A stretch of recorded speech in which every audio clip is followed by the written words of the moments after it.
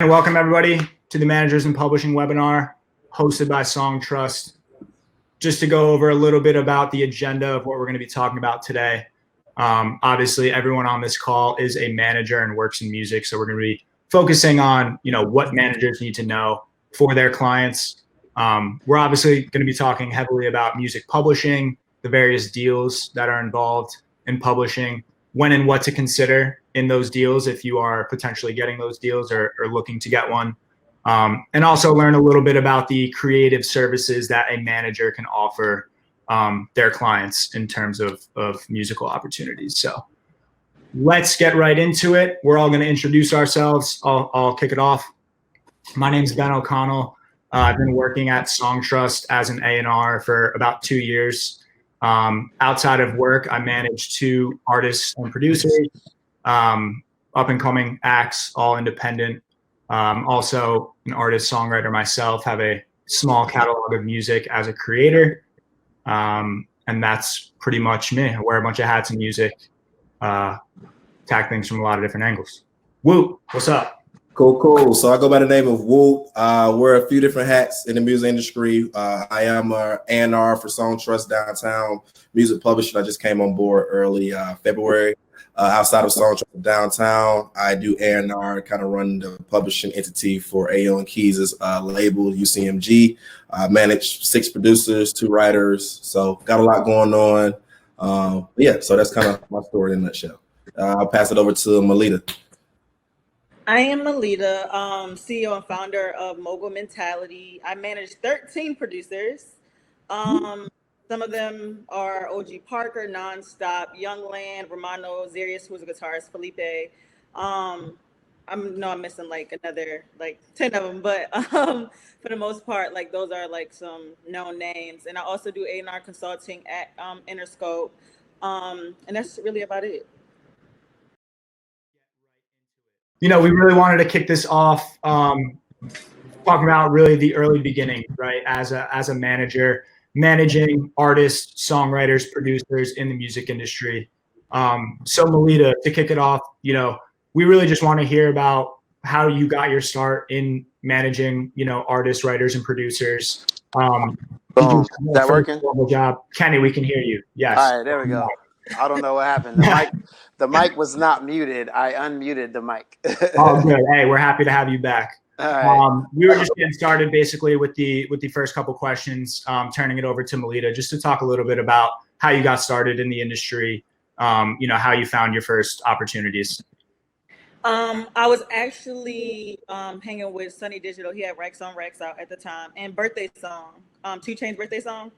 Yep. So we kind of formed our own little clique. It was me, Sunny Digital, artist named Q, who had the record Bobby Johnson, but he didn't have it just yet, and Metro Boomin. So we were like our own clique, and then it kind of moved from there. After that, I started working with Rick Ross, and I was regional brand ambassador for him and Bel Air Rose. And then I started casting videos. So I casted like 100 music videos, like Handsome and Wealthy by Migos, Fight Night by Migos. Like I did like a lot of stuff for Migos as well, branding wise, stuff like that. And then I went to managing like Skip It or Flip It, and that's when I met OG Parker. And that's when I just started managing every producer and stuff like that. And then I was managing Ski Mask the Slump God. If you don't know him, he's very close to like Juice WRLD and X. I forgot how to pronounce his name, but it's like X. I was managing him and stuff like that, and everything kind of like moved from there. So, question for you about that. Obviously, you say you started with like Sunny Digital. So, would you say, I guess, growing up, was music always a passion for you? Is this something you knew you always wanted to do? Well, I used to teach hip hop dance, so I guess so. And I used to tell everybody what to do all the time. Okay. I've always been bossy. So, when I first came to Atlanta, I was coming for college to be in the FBI. That's what my goal was. So I was attending Clark Atlanta. So I don't know how I ended up being a music manager. Right. So what would you say was, and we'll pick it back up on you, but Malita, what would you say was the turning curve to like, okay, I could really be a manager? What was like that breaking point to where you was like, I need to be a manager? When I didn't even know what I was doing was management. Wasn't getting paid. I was just doing it. Like I just knew how to connect people. I knew how to get results of whatever I needed. And then one of my friends, her name's Aisha. She's a DJ. So she sat me down. She's like, "You should be my manager." I'm like, "Girl, I don't know how to manage you. I'm just moving around." Like, and that's when it kind of came from there. I was always like kind of skeptical about it because when people's careers in your hands, it's kind of a big deal. Absolutely. So, yeah. Cool. All right, Kenny. So we got Malita's story. Let's through your story. Obviously, you have a decade of experience. So, where did your whole music career begin? How did you get into management?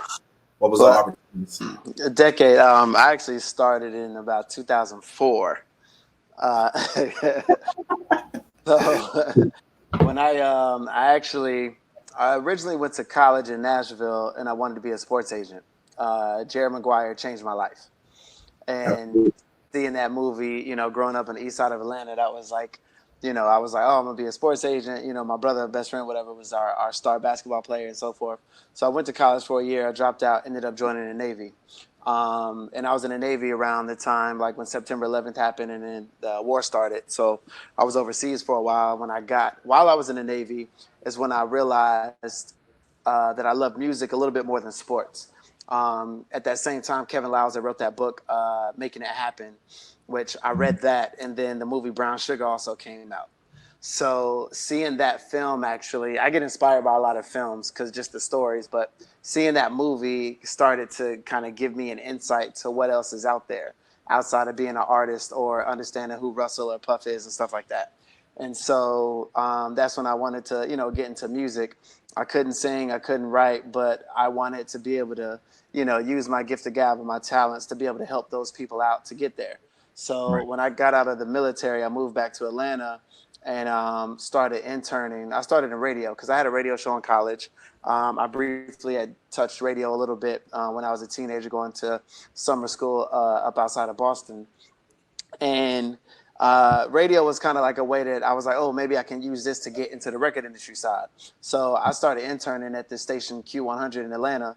And then I got hired September of 2004, and I was hosting a mix show Saturday night before. We used to do the live broadcast at this club called Vision. Now that was the Atlanta that I love. That was the old Atlanta when you had BMF billboards all over the city. Meech and them was pulling up to the clubs, getting crazy, and that was the time that I also met Jermaine Dupri and my now like one of my best friends in the world, Scooter Braun, because Scooter was running marketing for Jermaine, and when Jermaine and them, they actually came up to the station, and I was on the Jeff Miles radio program. I was like the intern for his show during the week. And that's when I met Jermaine and I met Mel Testamark. I approached Mel and Kadife Sylvester, shout out to Kadife. They brought me in as an intern with So Def, and I started working records, running around the city, and that's how I started really making a name for myself. But I was also known as the black dude at the white station. So as we began to go there, I left Q100 and ran over to 95.5 The Beat. Now, all during the same time, I'm working at T-Mobile, working at CarMax up off 85, hustling and doing whatever needed to be done. And then Scooter and I started working together. He was managing a group from Ben Hill called Overdose. And we had a solo artist come out of there named Kato that we were starting to work a little bit. But during that time, Scooter had found Asher Roth on MySpace. So then when Asher came down from Philly, I was trying to, link in with all the different DJs. This is like when DJ Infamous was starting, Holiday, everybody that you see now, Drama had just put out Trap or Die and him and Cannon. And since they had their whole movement going, man, I miss those times. I'm just thinking about it. But, we got started in that time. And obviously after Scooter found Asher, he found Justin Bieber. Now we had moved Justin came down to Atlanta when he was about 13 or 14. And I was like, yo, I want to be his road manager. I want to do this, to do that. And at the time, I was still working. I was on the radio. I was working at CarMax, and I was, in a relationship at the time. So when Justin started taking off, we didn't know how he was going to take off. It was like kind of happening so fast to where we were like, all right, we got to start filling in positions. And one of Usher's old assistants ended up being his road manager because he was with Justin a lot, and they needed a security for him at the time. And so Scooter was like, yo, I want you to do that. And I was like, I don't want to do that. I was like, I want to be a road manager. I want to do this and this and this. And he was like, well, we got to keep our team small right now. This is a chance, you know what I'm saying? You can be in the rooms and understand and learn. And when I'm not around, I need somebody I can trust. And so I said, I'll do it. You know, I have a military background. I have a martial arts background. So it wasn't something that was just far-fetched. It was, you know what I'm saying? It was something that I could kind of roll right into. And we just started rolling, man. And throughout the years, you know, I was running a lot of his touring, road management and things for Scooter and Allison for many years. And then I left to start my own situation. So the brief, you know, Cliff Note version. Incredible. Woo! I want to hear a little bit about obviously your come up and how you got involved in managing. Yeah, so I realized, like, you know, getting into the record side, I liked, you know, having that first group that they really didn't have a lot of success. Overdose, meaning we opened up for Flow Rider at MTV Spring Break when MTV was still doing the really big spring breaks in Panama City Beach. We opened up for Flow Rider when he had just dropped Low. And that was like our first little taste. But I get a great feeling. I get fulfillment out of helping someone achieve their dream. Like if I believe in you and if I'm a fan of you and I want to work with you, and I'm sure the same with Malita when she has these different producers and they get, you know, a hit record or their records will start charting, like you get a fulfillment or like an excitement inside of you. I don't need to be in front of the camera, but I just get excited seeing that someone put their trust in me to help them get to the next level to share their gifts. And that's why I became a manager. Incredible. So it kind of leads me to the next question. I guess, Malita, you can chime in on this. In your opinion, what's a true role of a manager? Everything. You are everything to your client. I am, especially being a woman, because we get like attached, even if we don't want to. But you end up being everything. Even if they do have everything, they can have an assistant, a business manager, but they still gonna call you for every last thing. So it's your job to put those people in those roles because you can't do every last thing for everybody, including yourself. So as a manager, you know, you can get them their business manager, their tour manager, their day-to-day manager, their role manager, an assistant. What else am I missing?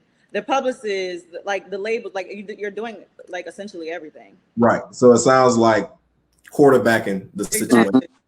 Absolutely. And I guess Actually, you're like the coach in a sense. Right. And Kenny, you can kind of echo her answer. What would you, in your opinion, what do you think the true role of a manager is? Yeah, I look at it as, you know, I'm a sports fanatic, so I look at it as like she was saying, the GM of a team. Like it's my job to bring in, you know, every person, every situation. You know, I even with some of my artists, I need to know like what grocery delivery app that they use, and so if something happens and you know they get accused of such and such, especially people at a certain level now, because we live in a time where, you know, lawsuits come from any and out of where everywhere, and I need to know all the details, not because I'm trying to control your life, just because I need to know. So when you call me at 3:00 in the morning, I have some type of knowledge of it. And that's what it is. It's putting a team together. It's being the GM, the coach, the head coach, and the quarterback. Understanding what people's roles are and getting them to believe in those roles and to stay in those roles. And a lot of times. Absolutely. And then I guess you can. Yeah. Just to jump in there, I mean, I think for any like aspiring managers on the call or current managers, you know, your relationship with your artist is unique and it's going to be different, you know, with every one of your clients, right? And some managers are very business minded, you know, and you get all the financial aspects and all the admin stuff done. And maybe you've never stepped foot in a studio, you know, you don't know how to create a record. You don't know how to, you know, put people in those kind of creative situations, but you know the business really well. There are some managers that are the complete opposite, right? That are just plugs. They put people in rooms, they create records, they create opportunities, but they don't know anything about the business, you know? And, you know, I think you really just want to figure out what makes the most sense for you, where your skill sets are, what your strong suits are, and really just kind of play into that. For sure. Absolutely. So next question, Kenny, you can start with this.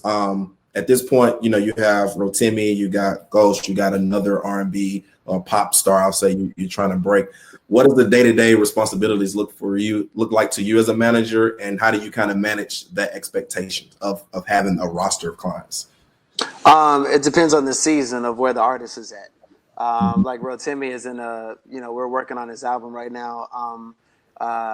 He's been independent for the last 2 years, but I'm going back into another situation probably with our independent label. So, we're going through that now. So I'm talking to lawyers every day and trying to make sure we get the deal points where we need them to be. It just, especially during this pandemic, it's trying to keep, as I call it, the train moving and trying to figure out different creative ways to still stay, active or in people's faces where it's not being oversaturated, right?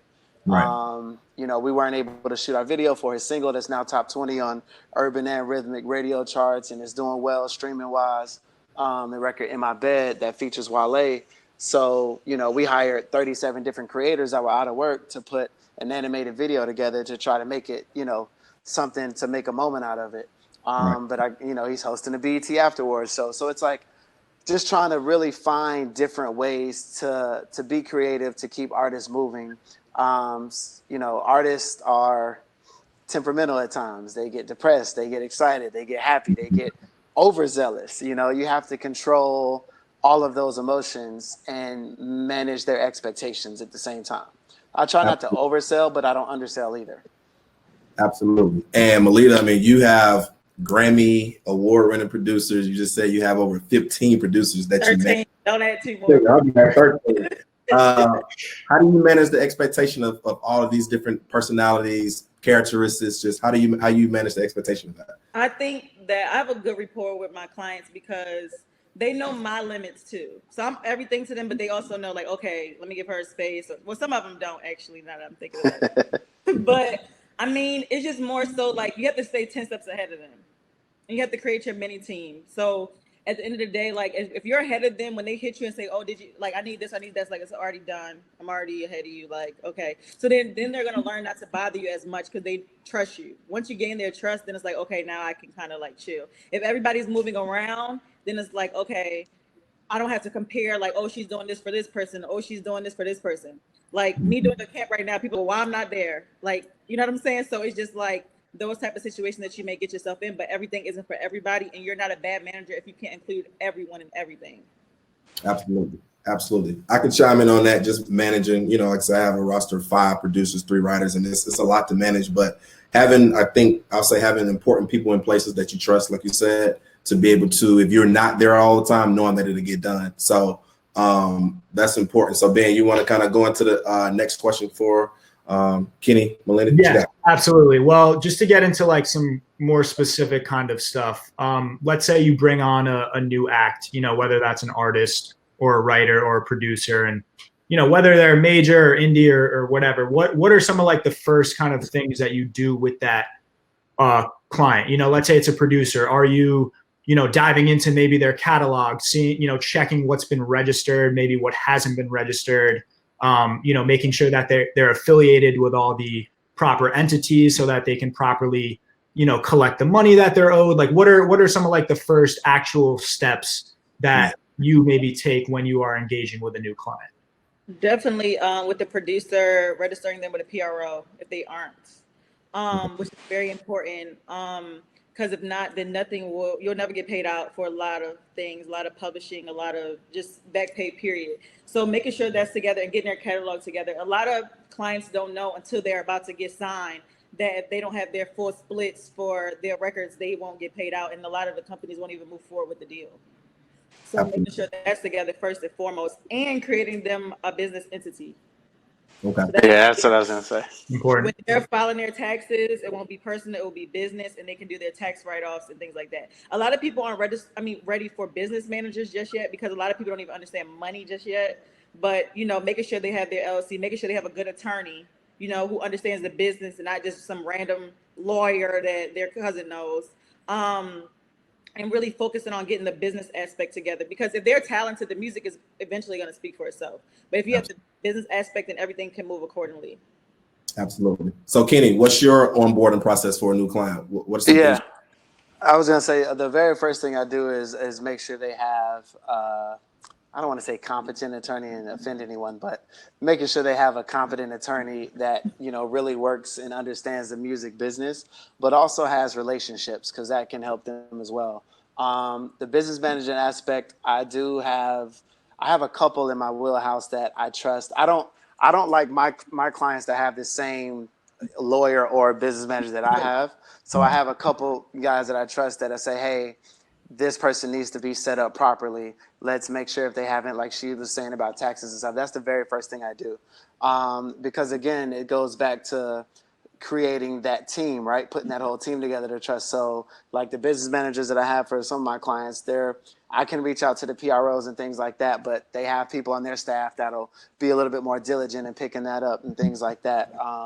Making sure that the catalog, I was just actually dealing with that with you. Actually, as a matter of fact, I think I sent you something, Whoop, Yep. where I had to go back to, 5 years before I even took on one of my clients. Right. So, and I would, and a lot of times what happens with managers as well, especially if you take over somebody that has something out or that's already somewhat established, that prior team may not, send you or turn over every single situation because you don't know what the dynamic was between the artist and that previous management before you came in. So you're the new person walking in the room and you're like, hey, everyone. And somebody in the corner is like, forget you. I don't like you. So I think the attorney is really paramount to make sure that, the attorney and the business manager to make sure you have everything in order. So then you can be able to move forward and be ready to collect, if there's any back pay or money or anything else going out. Right. And just to echo you guys, I mean, even from a UCMG standpoint, Ayo and Keys, like any new producer we sign or writers, we literally have a whole auditing template that we use. So it's pretty much, we check it out to make sure you're assigned or registered with ASCAP BMI.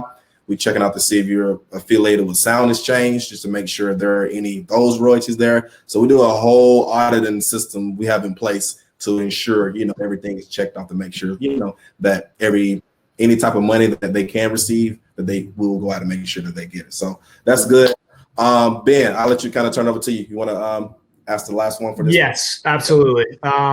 So what we wanted to know next was, from a manager standpoint specifically, what are some of the differences, in your approach when you're working with an independent act versus a more established, possibly like a major label or major publisher act, So Malita, for instance, how does your approach differ when you're working with an OG Parker compared to maybe a new up and coming producer who maybe doesn't even have that first major placement yet? Is there any kind of differences in your approach with working with them?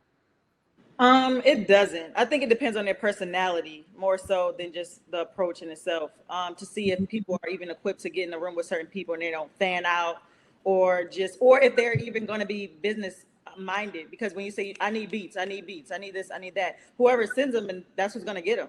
So Parker may not send them, but the new person may. You know what I'm saying? So it's like at the end of the day, the opportunity is open to everyone. Okay, that's a good answer. Kenny, any kind of nuances in the approach depending on the level of the client? Yeah, there is, but I think it also depends on the actual plan of what you're doing and where you're trying to go, right? I don't manage producers or writers. Mine are all artists, but my artists are also writers as well. So, with them, it depends. Like I'll use Rotimi as an example because so many people know him from his TV show Power or some of the films that he's been in. But musically, and even today, there's still people that we're educating on that, yeah, he's a singer. So I literally don't even use the theatrical side as leverage. I really build him as a musician and as an artist, and we only speak in that language. So we speak. One of our questions for later on. Go ahead. Oh yeah. So yeah, it really depends because there's my group Ghost that they're signed to Atlantic, but they're not getting the attention of being on Atlantic Records right now, right?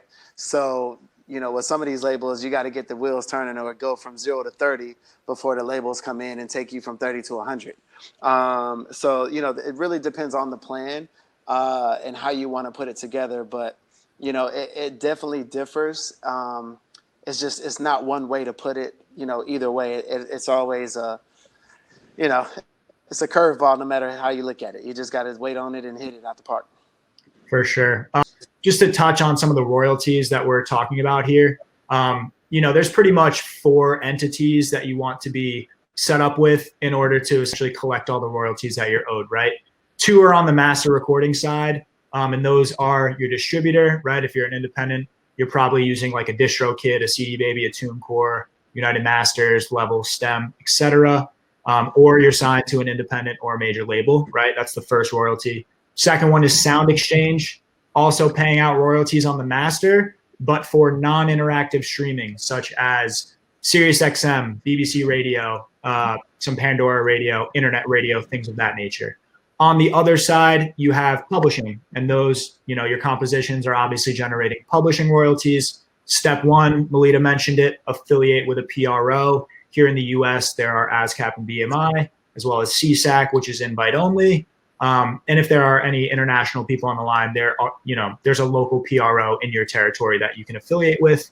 And that fourth step to kind of fill in all the gaps there of what you're maybe missing out on is a publishing administrator like Song Trust, or if you're signed in a more traditional deal, maybe with a Sony ATV or a UMPG. These are primarily, really the four entities that you want to sort of check off as a manager, but also just as a creator to really make sure that your clients are properly set up to collect everything they're owed pretty much. And just because Malita mentioned it, affiliating with a PRO being that first step, you can affiliate with ASCAP or BMI through Song Trust at no additional cost. Something to consider, which we'll get into a little bit later. Can I actually mention one thing? I'm sorry. Yes. Because I saw a couple of questions about attorneys and finding attorneys. And Malita, you might have some insight on this. Well, I'm sure everybody has insight on this. I really believe that you have to build a relationship with an attorney because obviously, we know attorneys work hourly and things like that. Entertainment attorneys, majority of them that I know, they work per agreement or per deal. So they'll get a percentage, most of the time it's 5%. There are certain other situations where a lawyer may say, okay, I'll help you process this for $500 or something. Yeah.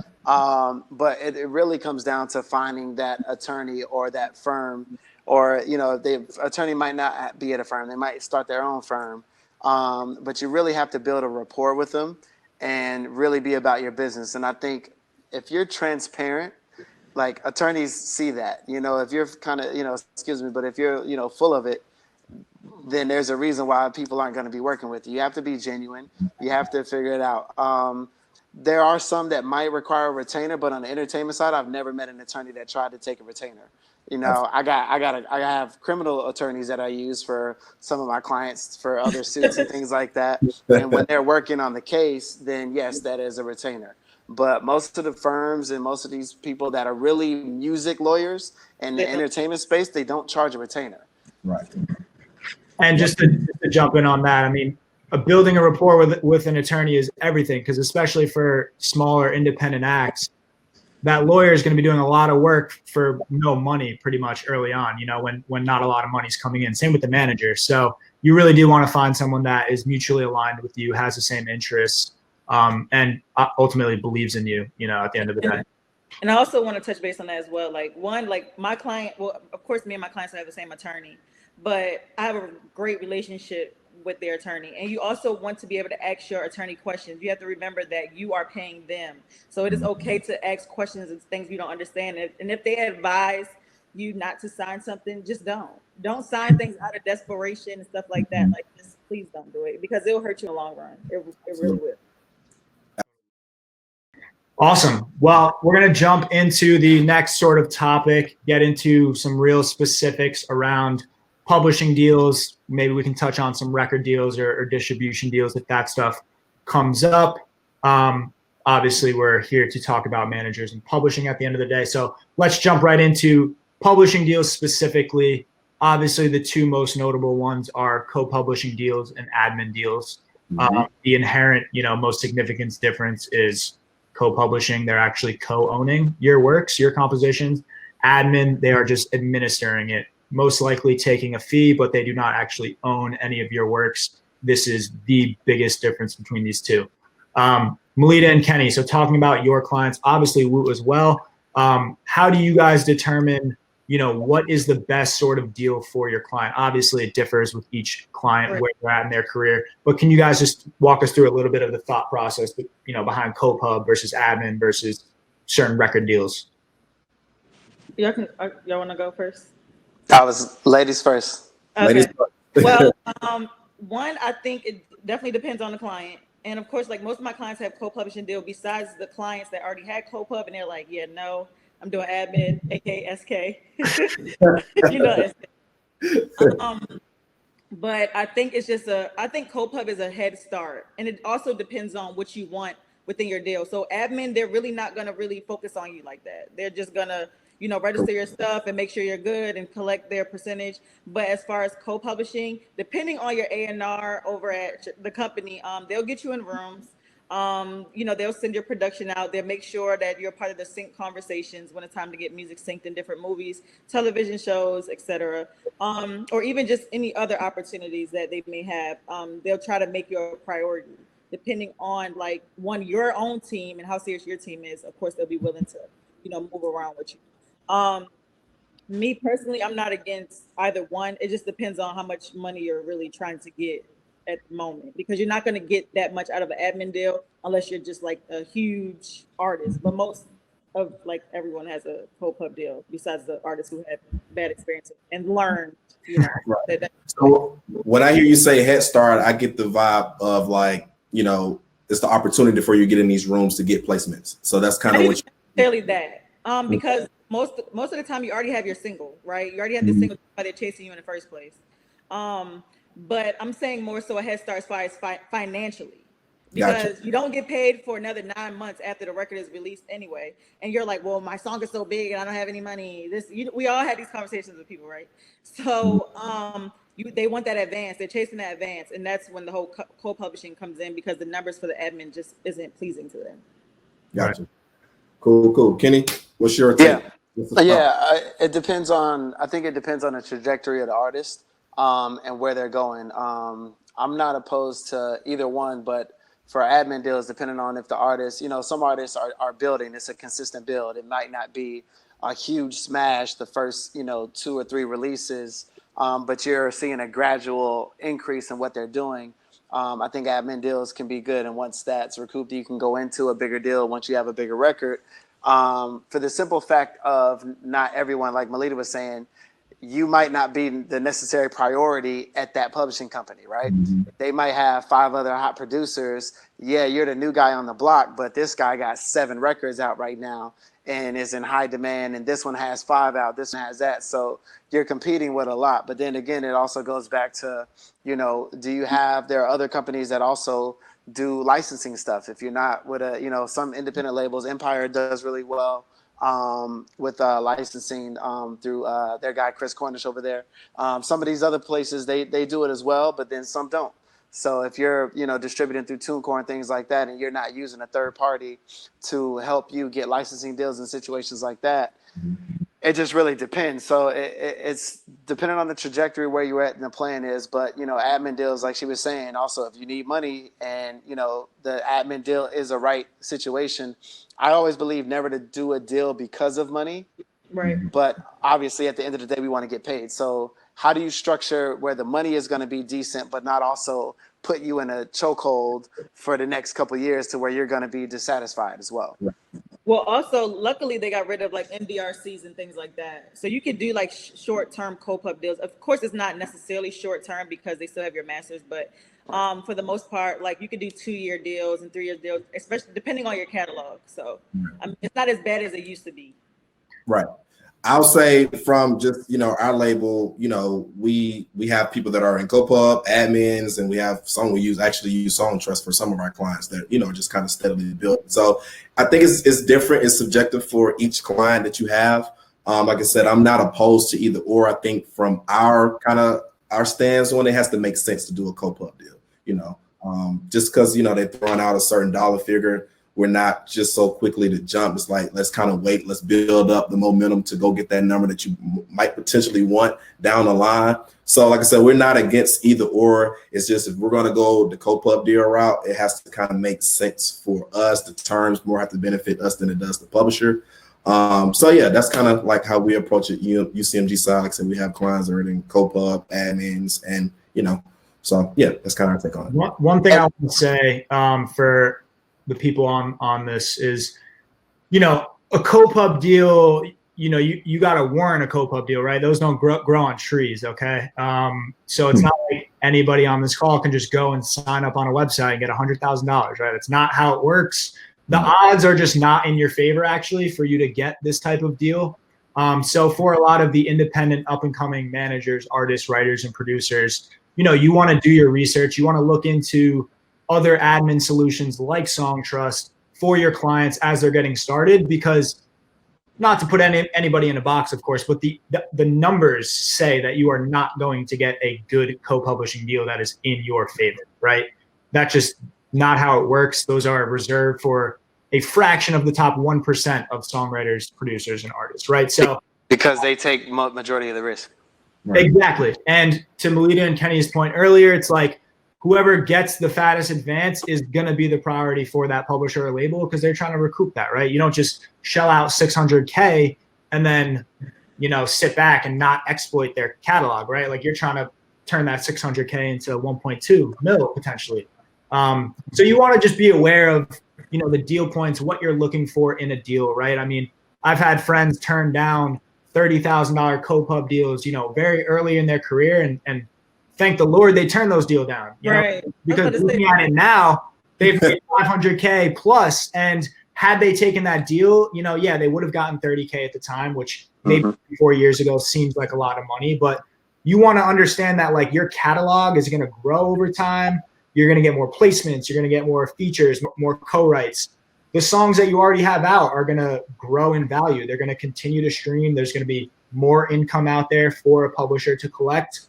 Look into these other options. You don't have to just give up ownership of your catalog for an advance. There are other options out there, which sort of transitions us into the next question, which is really just like, let's talk about these deal points and like the specifics, So Kenny and Malita, obviously we talked about having attorneys and negotiating deals and stuff. For me, I like to be as involved with the sort of overarching deal points. I'm not getting into the nitty-gritty language of the 60-page contract, right? But, what's the advance number? What's the term length? What are the royalty rates? What are the territories? What are the services that they're going to provide, right? Can you guys talk a little bit about what are you looking for specifically in a co-pub deal, in an admin deal, in a record deal? It also depends on, I base it off my clients too, because I know some of my clients just got a big hit out of nowhere. And it's just like, okay, but I know we don't have a follow-up for this client just yet. So I'm not going to take the most money, but I'm going to take, the best opportunities for my client, because I know they want the money, but I don't want to take a lot of money and then they're stuck in this deal. Right. And they never recoup and now they're broke, because I know everyone says as soon as they get money, they're not going to spend it, but they do. Every time. First year is gone, and then it's like, okay, I need money, but you don't have another song. Right. So And then, go ahead. I'm sorry. Sorry, I was just going to say, and to that point, 100K, 5% to the lawyer, 10 to 20% to the manager, taxes. 100K is really like 50 or 60K, right? So you want to have that mentality, like when you're potentially taking these deals, that check is not as big as you think it is, but continue.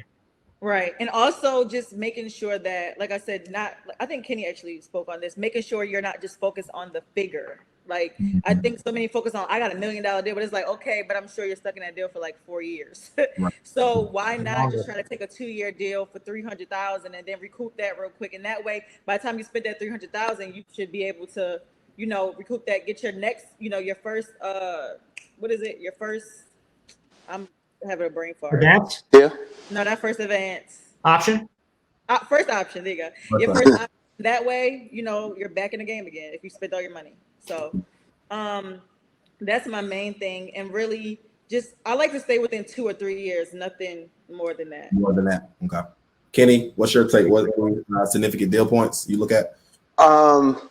As far as when it comes to label situations, I also do like to keep it. What I'm doing now is the first 2 options. I like the third option to be in favor of the artist, especially if it's an independent situation, and you have the leverage to really walk in a room and control it. One thing I don't think people really talk about a lot is when you're dealing with these deals and trying to figure out these points, you get a little bit more love, I guess, for lack of better terms, with these deals with your clients if you have rapport with the people that are in the buildings. right? If you actually have a relationship with them and you've been talking to them and really trying to get it together, and it makes it easier for you to make it more beneficial for your artist.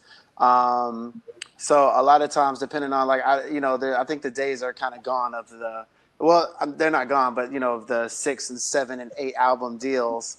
I try to keep it a little smaller, try to keep it beneficial to where the artist is. And also, like she was saying, just when it comes into recouping, let's say even on the publishing side, to make it once that number is recouped, make that master term, maybe the ancillary term, not 12 years and maybe 8, or maybe, what I'm saying, shorten that time to where they can get their masters back faster as best you can put it together.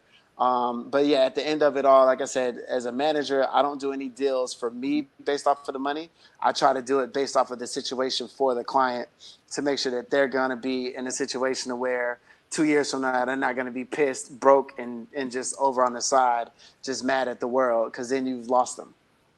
Right. For sure.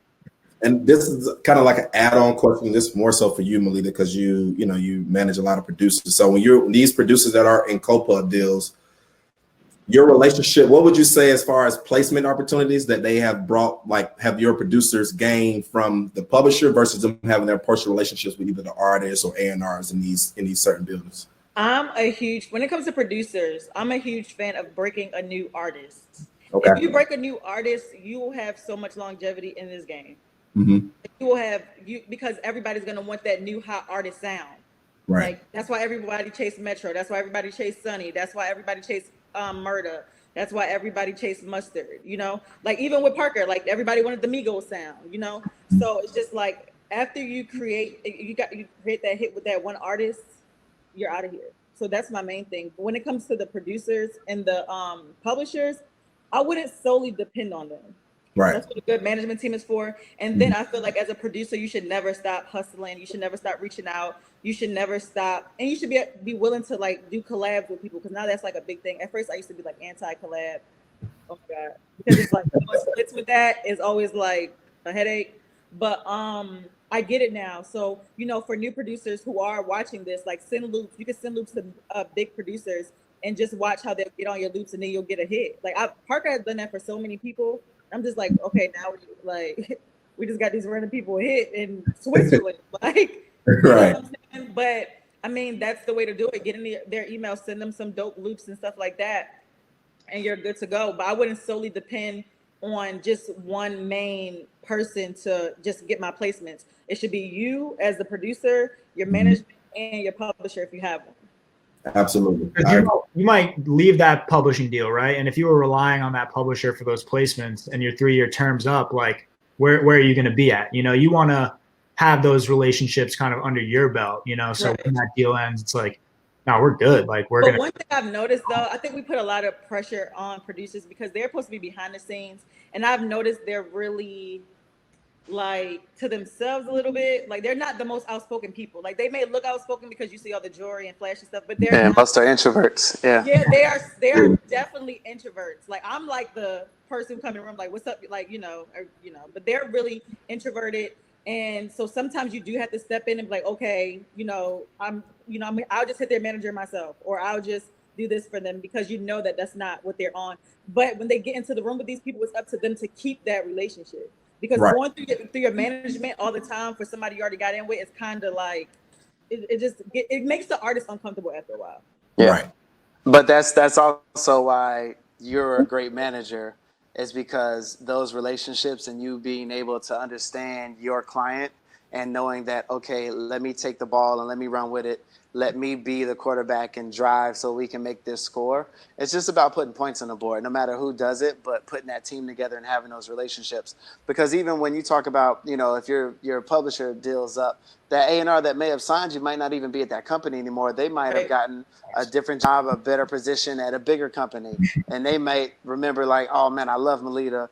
Outside of anything else, they may not even like your client that much, but your client can be talented. But if they like you, you're going to get that deal done because you're the one that's getting that deal done. And I think that's what's not necessarily talked about a lot when it comes to managers and the ones that are, not necessarily, well, I guess humble in a sense, but the ones that are good people persons, right? and understanding relationships. And I've seen interns that are now, running, EVPs and SVPs at different labels and situations and stuff like that. And I think it's a beautiful thing, but it was always that old saying that my father taught me to treat the janitor like the CEO. So you never know who's going to be in, that position. I had an assistant a few years ago that when I was transitioning, leaving SB Projects, I actually went over with Larry Jackson to Beats Music before Apple took him over. And I didn't have anything for him to do. Beats wouldn't let me take him over. So I called someone at the label. I said, hey, I got this kid, just graduated from USC. He's a hustler. I love him. Just let him intern, give him a shot. And he's the one that put together the Cardi B I Like It Like That record. And he's a Dominican kid from the Bronx who graduated USC, but like he been connecting all these dots over here. Now he's killing it over at Atlantic. You know what I'm saying? So it's just, you never know where people start and where they're going to go. Right. But like Malita just said, that's how you know she's great. So everybody in the comments, y'all make sure y'all understand what a real manager is supposed to do, and that's being a people person. Absolutely. Well, you want to jump into the next question for Malita real quick, just to answer some of the questions that are going on in the chat box. On our Instagram, if you follow us at SongTrust, I believe next week or in the next few weeks, Woot and I will be kind of doing some like Ask Me Anything type things and sharing actual like downloadable resources for managers. So definitely keep an eye out for that stuff. We're not sharing anything tonight or in the follow-up email, but in the next few weeks on our Instagram, we will be sharing actual downloadable content for managers. Go ahead. Yeah, so Malita, this is a good question.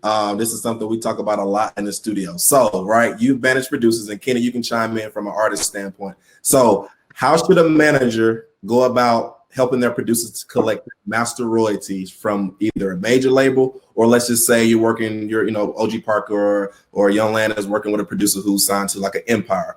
How do they go about to collect their master royalties? Not the publishing, but the master royalties.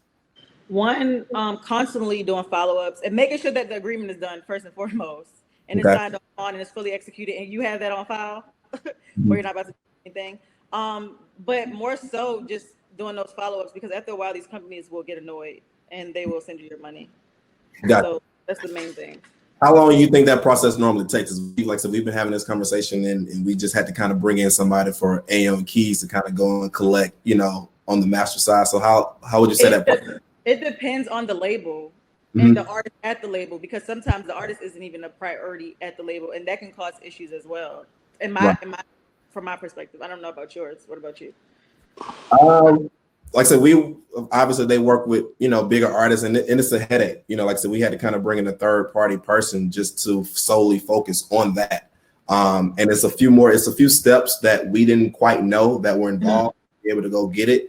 But now we're kind of having those conversations now, and I'm kind of educating myself on that part.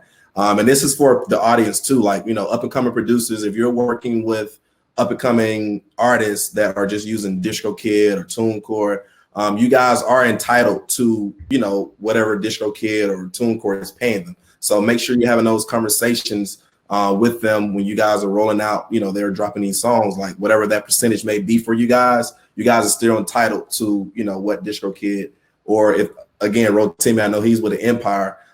Kenny, you can kind of speak to that. Like, how are you kind of taking care of the producers from a master royalty standpoint? Obviously, we family, so we good. But what does that look like on the artist side, paying the producer if they're using an independent, But one thing is, a lot of times it could take, like, we're a part of a lot of Chris Brown songs, albums, and at times it can take years with samples and things like that to even get the album closed out to get everybody paid out. So sometimes it's not even the label; it could be the attorneys. That's why I said you have to have a good attorney, or else no one will get paid. Right. Yeah. The artist needs to be about their business too, not even just the producers. The artist needs to be about their business, so that way the producers can get paid, so that way they'll be willing to work with you again. Of course, if you're Chris Brown, it don't matter if they get paid or not; they're gonna still want to work with you. But just making sure that everybody is about their business when it comes to. Absolutely.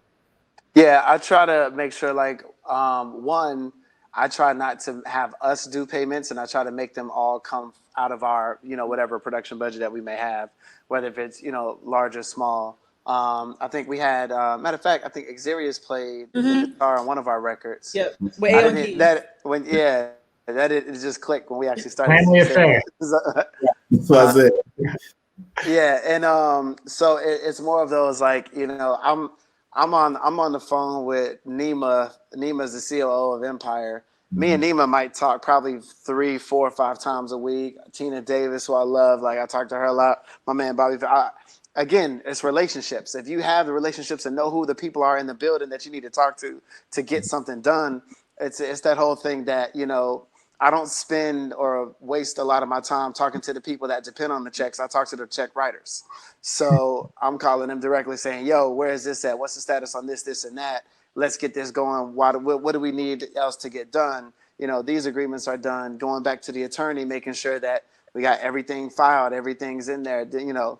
And I try to make sure, whether if it's an indie producer or a bigger producer, I try to make sure everyone's taken care of, because it's that whole thing in the back of my mind. It's like, if we work with this person again, and, you know, I don't want to have them like, oh, I don't want to work with y'all because I couldn't get this and this and that. Now, there are some times where I might send an email or, you know, do a call or something and say, okay, it's getting taken care of. And a week or two goes by and someone hits me, is like, yo, what's up with this? It's still not. It's like, oh shit, I didn't know. Like, tell me. You know, I don't know. You know, I try to, there's so much going on. I can't necessarily keep up with every little thing, but I can follow up. And, you know, that's why I have a great assistant. Like, we literally, you know, catalog everything from, and his business manager is great as well, as far as like Rotimi's side is concerned. So there's so many different little pieces that we try to make sure. But I always try to take care of people.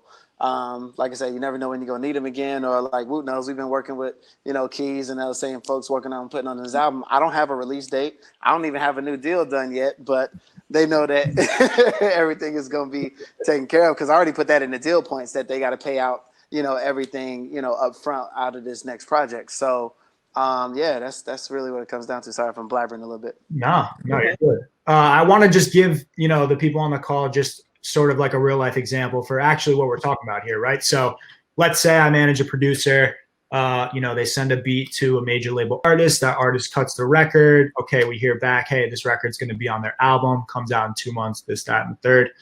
There are primarily 3 things that you should be concerned with, right? Your producer fee. You could get 5, 10, 20 racks just for producing the beat. Okay, that's like just an upfront. Don't throw that out there to that fast. Okay, well, if we're talking about major label budgets, it can be that high. Just still don't. Right. Regardless, Just there are producer fees though associated with most records. Right. You're gonna have your publishing, 50%, 25%, depending on, are there co-producers, are there writers, are there features, and then what we're really talking about right now is that master royalty, which typically a producer will get anywhere from, let's say, 3 to 10% on the high end. Now, yeah, that raised your eye. Right. I was gonna say that's. Hey, I'd say I've seen it. I'd say 5 and 5. I don't know. Yeah, If 5 maybe and Jam and Terry Lewis. Yeah. I digress. But the point is, how do you actually get those that 3% of the master royalties? You have a good lawyer who knows which costs are up against recoupment for that artist. Okay, so some producers don't get paid out that master royalty until the artist recoups their label deal, which is terrible. You know, like, you as a producer should not stand behind the costs of the artist recouping their deal, because they're probably in like $1 million deal. They'll never recoup. The label will keep shelling money at them, and then you as a producer never see that 3 to 5%.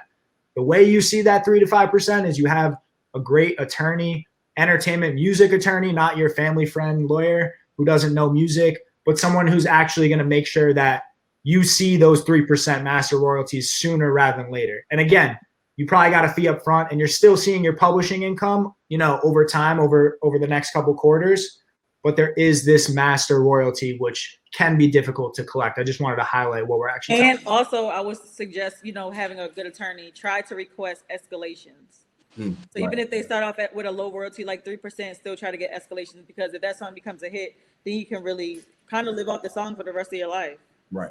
Can you explain to people, I guess, what escalations is if somebody never heard of that term? So basically, okay, like we're saying 3% royalty. For instance, we usually do escalations after 250,000 sales, which is half of going gold. After that, then the escalation can go up to like 3.5 or 4, depending on what's negotiated, of course. But a lot of people are going to tell you no. But I mean, if you're already at 4 points, they'll definitely be like, yeah, no, because of the cost of the project in itself. But other than that, you should be able to escalate. You should ask for escalations if you're at only 3 points. I want to say, just as far as like the producer fees and things, right? From, let's just say, from an independent standpoint, because we put out an EP last year where I literally barely had 10,000 as far as a budget, right? And that's including mixing, mastering, you know, getting the records together. But it's an independent situation. And there's some people that don't even have that because they're doing it all themselves. They're recording it at home. They're trying to put it out, you know, through TuneCore or anything else. And you try to find the producers that can work with. Everybody has to eat. Everybody has bills to pay, you know, families and things of that nature. So I think it's really having a realistic conversation with those producers to understand. Now, there are producers like, you know, Ayo and Keys that get, you know, big, you know, advances, I'm sure, or some of your clients as well, Malita, from the major labels. So if there is a up and coming artist or indie artist, they're not going to charge them, you know, the same. If you're charging 20,000, you know, this guy has no budget, you know, him paying 1,000 is going to be a stretch. Right. So then the deal points on the back end, like you were saying with the escalations and making sure you're paid before the recoupments happen and things like that. It just really depends on the artist. Cause even if in a major situation, let's say if they give you a $200,000 production budget or something like that, even if it's on the lower end, what if you go get a record from one of Malita's guys that has 10 top hits and Grammys? That 200,000 might be his fee for that one record.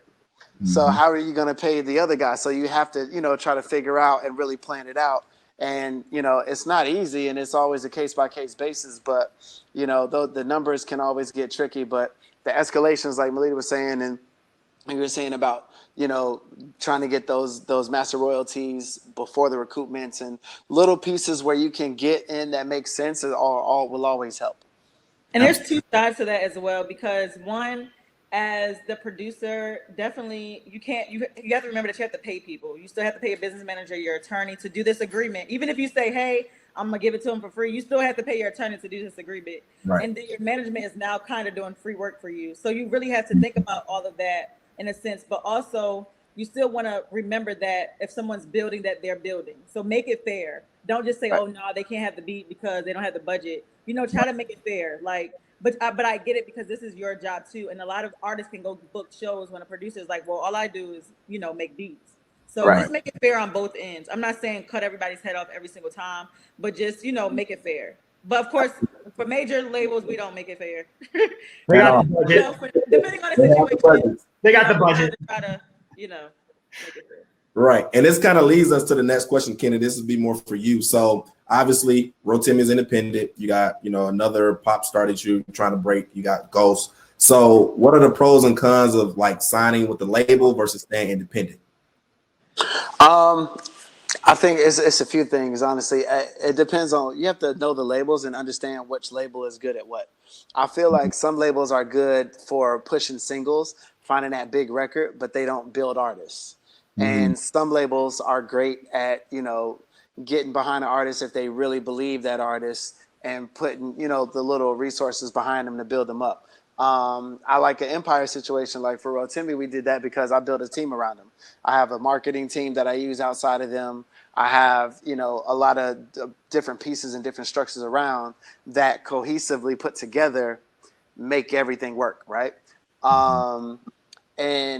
You really just have to look at what the artist is. And if you have nothing out, but you're trying to make a name, like, you know, like I said, Rotimi already had a name from, you know, TV and film. But at the same time, there's so many people that didn't know that he was a singer first. So with him, we literally sat down, wrote a plan out, went in the studio, started recording, putting records together. We had this plan out a whole 18 months before we even put a record out. But we were also blessed to do that because he already had his own personal money from his TV and film side, so he could invest in himself. Right. With that situation, it just made more sense by the way we took our time to put it out. But we had to tell the story and build the fan base and explain to the fan base, hey, I've been singing since I was, you know, a little kid. I was just singing at weddings. I won the Apollo. Like, you have to tell the story over and over and over again. It's a year and a half later since we dropped our first project with Empire, or not a year and a half. We dropped it April 2019, and he's still doing interviews telling the story of how he got started in music. Because a lot of times, you know, people might see you in just this one tunnel instead of understanding how talented you are. I'm sure Malita, you know, represents, you know, producers who are also incredible writers, not just beat makers, or also great artists. Don't forget, you know, Kanye was a producer. You know, they used to call him a producer rapper. So you really got to understand your client and feel that how that goes. So like where we are with Rotimi right now, I'm still looking to keep him independent because I think we still need a few more records and a few more things to kind of get him to another level. And we might just stay independent because he'll be recouping like that. And, you know, we might be in a situation where money is not necessarily needed. So why would I go put him in a position where that? Whereas, you know, I have another group that, you know, Ghost is extremely talented. They got a great deal that's put together. Their production company, Star Island, which is Donnie Meadows, another really smart dude out of Philly. Actually, one of the smartest that you probably don't even know or even pay attention to at times. But having those type of situations, it really depends on the team and where you're going. Like you were talking, my other artist, Maria, she's an independent girl who's under like a little indie production deal. We put out an EP, we're putting out another EP. I got certain people starting to look at her now, but I might take her an Empire route or a Caroline route, then upstream her into a major label situation just because of the bandwidth and the team that they would have inside. But again, it comes down to the people, and I'm a huge people person. I look at the head of promo, the head of marketing. I look at, you know, who's in the marketing department. Sometimes not even the head, but the VP, because I know that they're going to go. Like a Dallas Martin is not the top A&R at Atlantic, but Dallas going to ride for you. If Dallas love you, he going to ride for you. There's, you know, Mark Pitts is the same for what he does at RCA. If he loves you, he going to ride hard for you. Like, you know, I invest in people when it comes down to it at the end of the day. For sure. So we are already an hour in, so let's just jump to the next topic, which is pretty much just creative services as a manager. We've touched a little bit about this, but, you know, forget the business side, forget the admin side. Let's talk a little bit about the creative aspects. So for really everyone, what would you say are some good strategies, tips, advice on keeping your clients sort of at the forefront, you know, of the industry, whether that's as a producer, as an artist? What are some of the things that you do with that client to sort of keep them like front and center? I know, like when my clients have a single, it's their single. I don't care who the artist is. It's not their single. Like because I also manage Deco, so we had Slippery and Walk It Talk It back to back. And then we had Chris Brown. So it's like, okay, so now let's just go on a run. And you just have to make that producer now an entity. Like now you're going to be on the forefront. So then we did like AT&T. Parker just did a whole show with Red Bull. He did stuff with AT&T. He did stuff with so many different companies. And we did Wild 'N Out. Like we never had a publicist. I never had a marketing team. This is just solely like reaching out. Like, okay, I know this person. We know this person cool. It's you know, relationships. Yeah, relationships. Yeah. So all my relationships that I had prior to, you know, coming into managing producers, whether it was with, you know, Ross or Ski or whoever, I can use those for my clients now because I was a good manager with them. So I still had that rapport with people. So that's why it's just important. You just don't write people off just because you're no longer in that situation. But just creating their own personal brand. But I will also say, I know this is going to sound so hard, but I don't think everybody should be on the forefront. I think that I agree. You can be a producer and songwriter and you can just be talented and that's it. Like Stara has so many hits and she's not want to be seen. But that doesn't take away her star power. Like she's still talented. People still want to know who she is, and the mystery in itself makes people want to get to know her and want to get in the room with her. Let your music speak for yourself. You shouldn't be like, yeah, I am this and this and that and third. It can kind of turn people off because then, you know, some artists are like, well, damn, am I the artist? Right. Who's the artist? Right. So, and I don't think everybody has the personality to do that. Like, Right. I just don't. I was just going to ask, like, what determines that? Is it the personality of the client? If we want to definitely but some people still are introverts and want to do extroverted things, which I also understand. I'm going to try my best as a manager to, you know, to get you what you want. But at the same time, I don't think everything is for everybody. Back to my first sentence. Right. And I think people are even understanding that because I've seen, like I said, I don't manage writers or producers, but I've seen writers that are incredible writers that try to be artists and don't necessarily get to the level of success as they were as just a writer. Right. You know, maybe you writing songs for other people takes you up to this plateau, but then you have the people like Max Martin who, you know, some folks still don't even know who Max Martin is, and Max Martin been writing #1 records for 25 years. And then you have the Dream or Neo. Right. The dream. Exactly. Yep. Exactly. So I think just creatively too, when it comes to artists, I have a lot of relationships. I've been around for 16 years now. Jeez, 16. I've been around for a good amount of time, and I've seen people grow, seen people move around, and keep in touch with folks, as much as possible. The whole never burning bridge. I think somebody put that in the chat, which is very important. And it just depends, but for a couple of my artists, I use a marketing company, Get Engaged, is based out of Atlanta. They do really well with also their relationships. I've really been big about not trying to hog all the credit. I don't need all the credit. I just need to win. I need our team to win. I need my artist to win. That's the common denominator is the artist winning. Is the artist or your client winning? How do we achieve that goal? If we achieve that goal by me needing to bring in somebody that's smarter than me, that has more relationships to do that, then let me find a role for them to do that, right? Because just I'm not scared of being fired or somebody coming to take my clients from me because I understand my value. Right. So I put teams and people around to bring that value out so we can all win and we can all excel. Some labels have different folks that they have different little pieces and departments that'll look out for licensing or branding deals. I get a couple things from our label, but then I might get something else from another friend of mine or the Get Engaged company that I use when it comes to putting a lot of things together. So I think everything all together, once it's cohesive and it's rolling, then it's good. But I love that you said that, Malita, about being out in the forefront is not for everybody, because I have that conversation about certain producers sometimes. And sometimes you're just like, you know what, let's not use him. Let's go to this other guy. Right.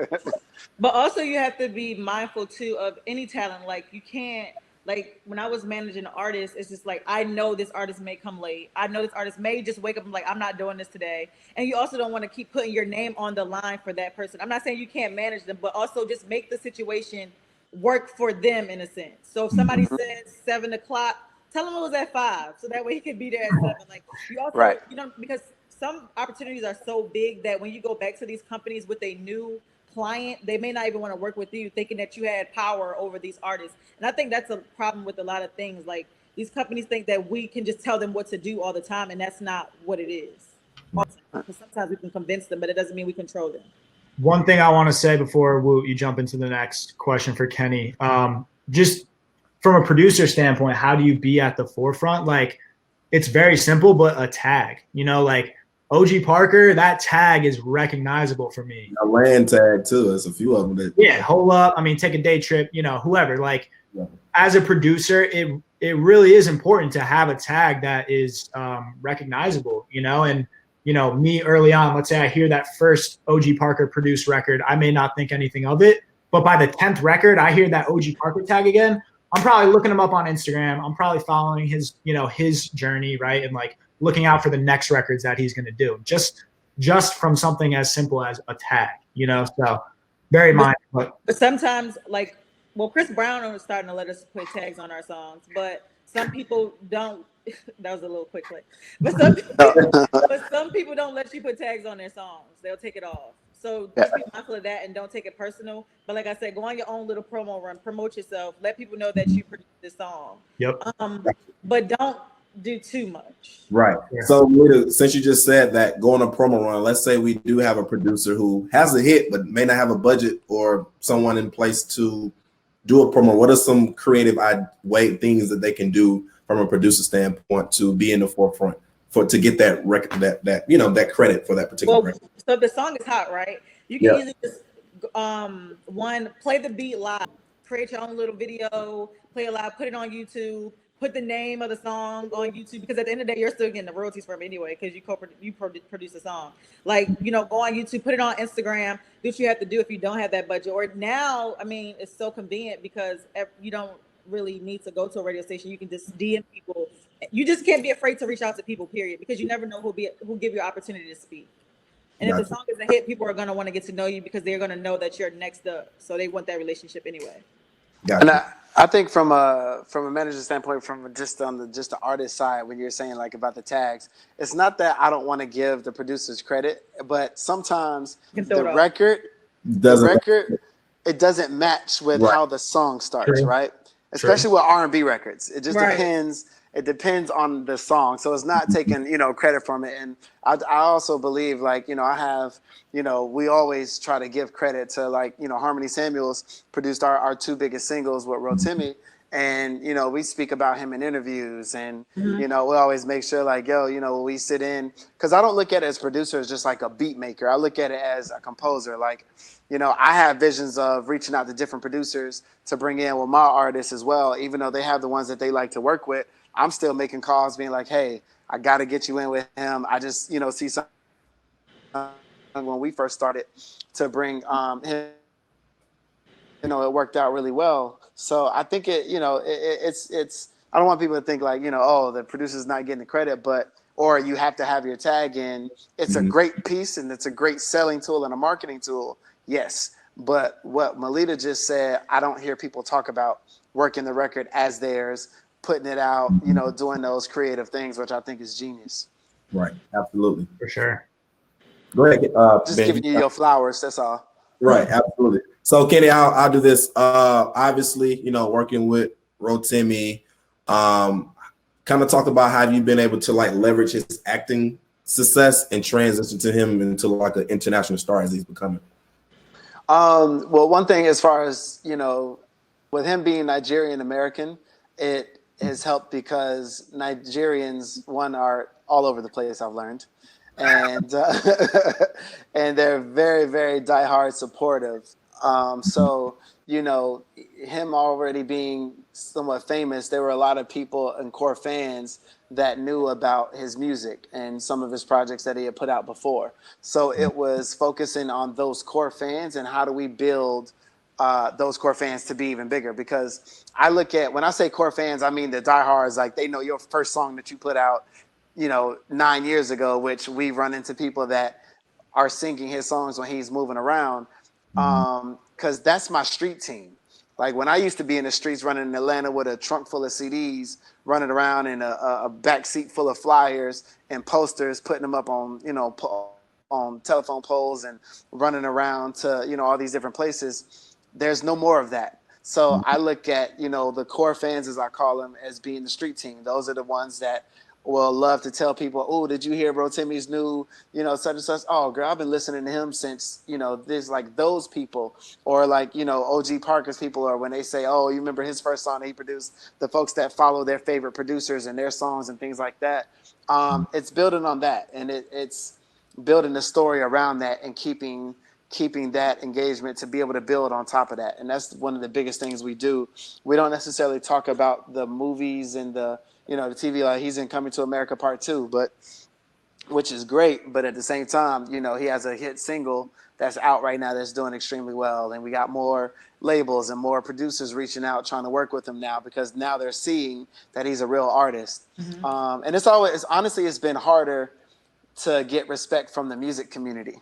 Absolutely. Outside of the fans. Fans are super supportive. Music community kind of looks at you like there was no Sammy Davis Jr. or Harry Belafonte before, or Jamie Foxx, or it's almost like you can't do more than one thing, and we put each other in a box, which I still don't understand to this day. But we don't focus on it. We just keep moving forward. And I do things with him, like we put out an acoustic project of records that we already put out. And I did that for a reason, because he can sing his ass off. So I said, I need more people to start hearing this, which, it wasn't, I don't care about the numbers. I care about if these 10 people hear it and they can make a difference in what we're doing, that's what I cared about, which is why we put that project out, right? So it's just little pieces like that we don't necessarily lean on. And like I said, we got a great team that, really helps us get this music moving. Absolutely. Someone in the chat asked a good question, because we just talked about just kind of, keeping our clients from a manager standpoint in the forefront. So someone asked, like, how do you handle the social media side for your client? Like, do you guys particularly run or tell them? Do you do social media management for your clients? No. Well, If they post something crazy, that's what I said. We all. That's so. If you want to crisis management, then of course, Yeah. Right. I do crisis management because like, what the hell are you posting that for? Oh, sorry, I crushed it. But other than that, no. One person who I do admire is Parker. Parker, listen, you would think he's an artist, okay? That's all I am doing that. Absolutely. Like, you would think Parker was an artist, but some people just aren't that savvy. But now, like, all my producers have professional pictures, and now they're all artists, which I think is great. Like, don't be afraid to invest in yourself and your own brand too. So, hey. Yeah. Yeah. Ro, he posts his own stuff a lot of times. I do have a company that helps us curate and pay. Like, they really dig into the analytics of what time we should post, when we should post, what posts, perform better and things like that. So I use them, and a lot of times it's like, okay, we'll formulate the content, send them everything, and then they'll just say, oh, we need to post this at this time. If he's doing something else, I'll make sure that they go ahead and post it out, or I might every now and then. But yeah, for the most part, our artists do that. But there are some that don't know how to really be on social media and Or don't know what to post, or don't want to be. So if you can, every manager in there, if you can, before your artist gets big, please get their password if you can, because I had a client, we was going on a tour. He didn't even want to post his own tour. Luckily, it did well. 1,000 plus people every night, 35. Yeah. He did not want to post it. But that's So real. at the end of the day, sometimes you have to jump in and do it for them. Right. Because some of them are so inundated with the business, they want a disconnect. And so for some people, not being on social media is a disconnect, because you're dealing with, the societal stuff that's going on, plus your music stuff and promo, and they just feel like it's constant work and it's not necessarily fun for them. Right. Gotcha. Question from Malita, producer. This is producer Pacific, of course, because me and Keys kind of have this argument a lot. But should a producer post their beats on Instagram or just social media in period? I think it's good to get people talking. When I've been seeing it a lot. Like, even with Smash, I see Smash do it a lot. Smash David. But I see people start tagging people and stuff like that. So you just never know, because then again, you can hop into artist DMs and say, hey, I got this beat for you. Everybody's tagging you under it. I think this would be great for you. Or the artist may actually go listen to the beat. Because if you notice, even on like YouTube, like NBA Youngboy type beats, NBA Youngboy will go actually use those type beats. I don't think a lot of people know that. Like, he will go and use those type beats, and that's how these people get discovered in the first place. Right. So I don't think you're ever too good. And I think, like I said, unless you're Jimmy Jam and Terry Lewis, then it's just like, okay, don't post your beats. But you just never know who may find you, that who don't even know you. So it can be a new way to get discovered. I don't think you should keep it up there though. So more of how much the main page? I would say like 24 hours. You get the comments, you get a certain level of comments, whatever. If you see that people keep tagging this artist, you be like, yo, what's up? Like, people tagging you under my post, I got a beat for you. And that artist like will hit you back. Like, they will, because they can see all that traffic. Sometimes, unless it's like Beyonce. But other than that, like, they'll see that traffic and probably hit you themselves. You just never know. Are you saying a snippet or the whole beat? Oh, a snippet, not the whole beat. No. Well, if you take my clients' beats, trust me, I find out everything. So you can go ahead and take right. Yeah, because that's the conversation we have. It's like, obviously everybody, if you're at a certain level and you post a beat, there are, potentials for people to go out there and recreate the beat. They want to shop it in their own. So just kind of, keeping that aspect in mind. They're also lawyers for that. YouTube to mp3.com. Downloading the beats, putting it out through DistroKid just with your beats. Like, it happens all the time. Yeah, but I mean, even if it's a song is out that sounds, and somebody goes recreate that beat that may sound similar to a song that's already out and go get a hit with it, then what are you going to do then? It's the same thing. Lawsuit, potentially. You can't though, like, because it sounds similar. It's not the same beat. Right. To change up something. You got them DMing you saying, yo, this is hot. Thanks for sending it through. I'm totally going to recreate it and put it out. But we are coming up, on an hour and a half here. We want to obviously get to a few of the questions from the chat box and wrap everything up. So just lastly, before we get to like the questions from the chat box, can we just talk, Malita and Kenny talk about just like how you guys go about setting up collabs, setting up sessions, setting up camps. I know we touched a little bit about it, but you want to speak to just some of the more specifics on how you go about creating opportunities for your clients? For the most part, oh, I'm sorry, Kenny, did you want to go? No, go ahead. Okay. I was gonna say you go first. Okay. For the most part, a lot of people call me because they know I have a lot of producers. So like, if I call Malita, I could just probably get this whole project out the way. But seriously, but it just depends. Like, as far as like, sometimes my producers tell me who they want to get in with. Even when I was managing artists, like they'll tell me who they want to get in with, and you make that connection, whether it's through a publisher, whether it's through a manager, an attorney, whoever, hopping in somebody's DM or A&R. Can't forget the A&Rs. Like, you just never know, because you should know somebody who knows somebody to get to that person. Even just sending out emails, or even connecting the producer with another producer who already works with that artist.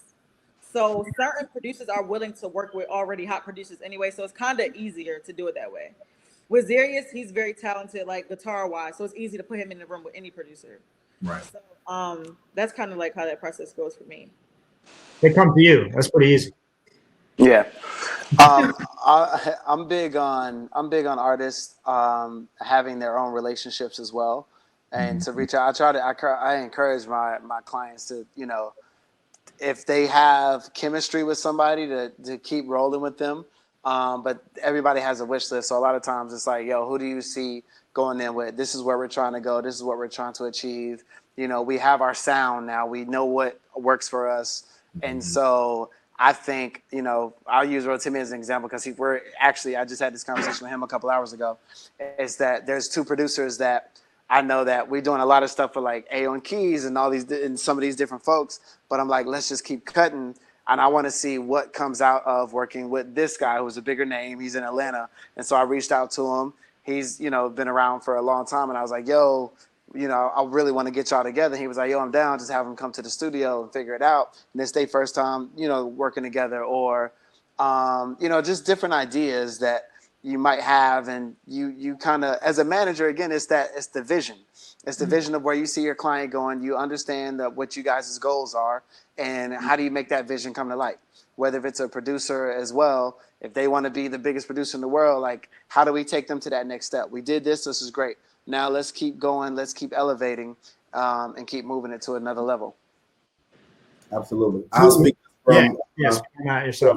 UCMG standpoint. I mean, with us at this point, we have relationships with most of the major labels, most of the major A&Rs in each building. So it's just about, for us, like, again, moving them around. In Atlanta, we have people we have producers in LA, Arizona, Florida. So just about having those relationships in those different territories, knowing who's out there. I'm always kind of on a who's looking list, or having those, taking A&Rs out to eat, just to figure out, like, what you're working on. How can we kind of better assist you from my team? And again, my producers come to me and say, hey, I want to work with this artist, or I want to get in with this producer, and just kind of reaching out to certain people to figure out, how can I get to this artist, or how can I get to this particular producer? So, like I said, we just kind of work as one and figure it out together. So that's kind of how we move, on our end. For sure. Yeah. Awesome. All right. So let's get to some of the questions that are here in the chat box. Woo, off the top, any of those pique your interest? Yeah. So someone asks, how do you make sure your songwriter or artist gets the credit they deserve on records? How do you make sure those credits do not get lost if they're the main producer on the record? So I guess whoever wants to tackle that question first. Sorry. I would just say, properly crediting them on a registration, right? If you're registering that work with ASCAP or BMI, your publisher, bare minimum, get their PRO info, get their name, get their IPI number. And then you register that song accordingly. 2 writers, 50-50, 4 writers, 25% across the board, whatever the splits are, just get their info, reach out to them, get their info, register the song accurately. It's pretty simple. So long as you do that, in most scenarios, people will get paid. Right. Were they talking about getting paid or actual credit? Credit, pay, I guess we can say both. Okay, I'm going to say, of course, getting their regular credit, making sure it's on their agreement. And then if not, regardless, it should be on the agreement. And if you don't see it show up on your DSPs, then make sure that you're hitting up these labels to make sure that, they put it up. Right. Malita, this would be a good question for you. So someone asked, if you're up and coming producer, when is the right time? If you're your first time in a session with the artist, when is the right time, I guess, to discuss business? Is it appropriate in the session, or when is the appropriate time, you think? I don't think it's appropriate for the creative to discuss business at all. End up being a hot mess all the time. Unless they're like genuinely friends and there's like, okay, I'm giving you this for free. We have this understanding. That's just what it is. Okay. But other than that, I don't even think even with that, honestly, just don't discuss business, because that's not everybody's forte and it can cause confusion. So when it comes to split sheets, that's probably was the question, right? With split sheets, I don't think any of my producers have done split sheets recently. Usually the label will hit us up with the artist or with the manager of the artist, or the label will hit me up and say, hey, I got this with one of your producers. And then I'll go ahead and send all the terms and stuff like that. So that way they'll get their credit, they'll get their advance, and the splits will be correct. And I can discuss with my client. So that way the clients can be comfortable and then they can still have that relationship, because sometimes talking business can ruin their whole relationship. Yeah. I also think too is conversations need to be had ahead of time. And I think as a manager, it's your job to be in touch with that manager. There are times where, the artists and producers may be friends and things like that. And it's like, I had to tell, mine, like, yo, who's their point of contact? Like, put me in touch with them, give me an email so I can reach out, or get them my email and information so we can get everything rolling ahead of time. Because there's been so many situations where the artists are talking and with the producer, and like, oh, no, it's cool. He said it's all love. But his way of saying it was all love was at that moment, it's all love. Right. And afterwards, because then I get calls of like, oh, well, it was another producer on the record and I didn't know. So I'm thinking it was only 50% for this guy and I'm splitting everything else. But then it's like, no. Such and such did the guitar on this, or old boy played the piano. Well, now those two are mad because this guy didn't talk to him. And then I start getting pissed and I'm like, damn, why didn't we have these conversations beforehand? So if you're a manager, do not rely on the artist to tell you if anything has happened. You do it and double check it yourself.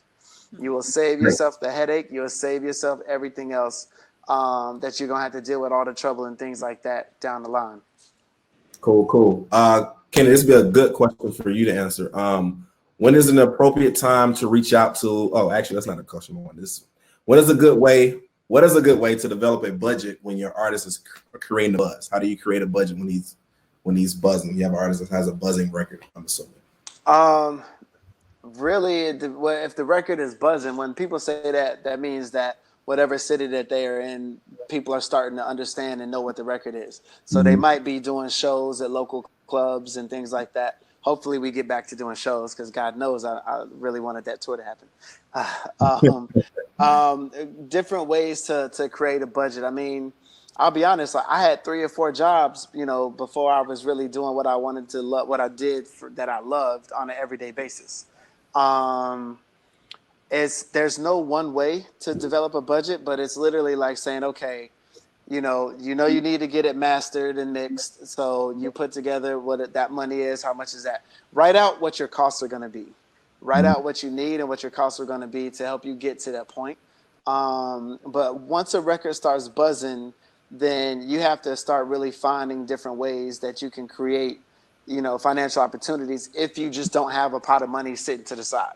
If you got a few thousand, you really need to write out, all right, what do you think is important? Marketing is important, yes. Now we're in the digital age of streaming. A lot of labels and publishers look at your streams because that's how they're going to be recouping if you're not a big touring act. So do you spend more money on indie playlisting companies that can help you, get more playlists, more indie playlists, and not necessarily just write in those big Spotify or Apple playlists, and things like that. You really have to understand what you're trying to spend. But how do you get the budget and get the money? I mean, you got to hustle and find the money. The way y'all do that, I'm not, saying yeah and nay. We all know that people, do different ways of finding it. But I sold cars and, did a lot of other things that we can go talk about to build up money at first. That's the old Atlanta. Go ahead. I was gonna say this is a really good question. So as a manager, someone Aaron asked, if you put together a record, should you also get a point on the record as an executive producer? No, because that's your whole point. That's your whole job. Good job. If you're the A&R, then yeah, but no. That's kind of tricky because that's like double dipping because you're already getting a percentage from your client. Right. So I would definitely say no. If you were an outside source, I wouldn't mind giving you publishing or something. But no, if that's the case, if you do want those type of situations, then you need to make sure that's in your contract beforehand. Right. Like, you know, my contracts, I am an executive producer on the Right. projects, but I don't double dip from it. I don't take the money from it because I'm already getting a percentage of what, you know, the artist is bringing in. Yeah. Right. Cool. What you got? So we'll do 3 more. One of them I see is, can you review your top deal points? Obviously, this depends on if you're talking about a record deal, a publishing deal, a distribution deal, so on and so forth. But primarily, some of the things that you want to consider are, you know, the advance, what the split is, right? If it's a distribution deal, maybe there's no advance. What are they taking? What are you netting? You want to look at the term. How long is it? You want to look at the territories. You know, is it a U.S. deal? Is it a North American deal? Is it a worldwide deal? The royalty rates, you know, if it's a publishing deal, what are the mechanical royalties subject to? What are the performance royalties subject to? What is sync income subject to, right? Some publishers, you know, if they get a passive request for a Netflix show, maybe they'll only take 10%. But if they actually pitch the song for that Netflix show, they might take 20% because they actually procure the opportunity, right? So all the different income streams are probably going to be subject to different percentages. But those are like very top level, briefly, some of the things that you want to consider. Does anyone else want to jump in on that, or we can probably keep it moving? Good. Yeah. Cool. This was a personal question for Malita. Obviously, you know, this is the music industry is like a heavy male dominated industry. So can you just kind of, I guess, answer, you know, your experience navigating through the music industry? What challenges did you have to face being a female manager in this heavily, you know, male dominated industry? This is like everyone's favorite question. I have a very assertive personality, so people kind of know not to play with me. Because you have to come in and know it's about business. And I know some women are scared to do that, but this is called the music business, not the music friendships. So, and you still have to remember that some people are sexist. And luckily now there's a lot more women in position. There's a lot of more female management. There's female executives, from Ethiopia to Sylvia Rohn to, you know, even Nicole over at Interscope. Like there's so many, you know, good female executives. So that way you have that protection and you know that you're not in it alone. And so I just navigate like the men do, to be honest, but just with a little more affection, you know, that makes sense. Absolutely. Incredible. One last one. What do you got? Let's see. It's a good one in here. You guys see any good ones in the chat box? Let's see here. There was Well, Go ahead, Malita. It wasn't even a question. It was more so a comment, and it said that marketing and management should go hand in hand. And I really want to know why people think that managers are supposed to be publicists, marketing people, and like everything. Like that is a totally different job.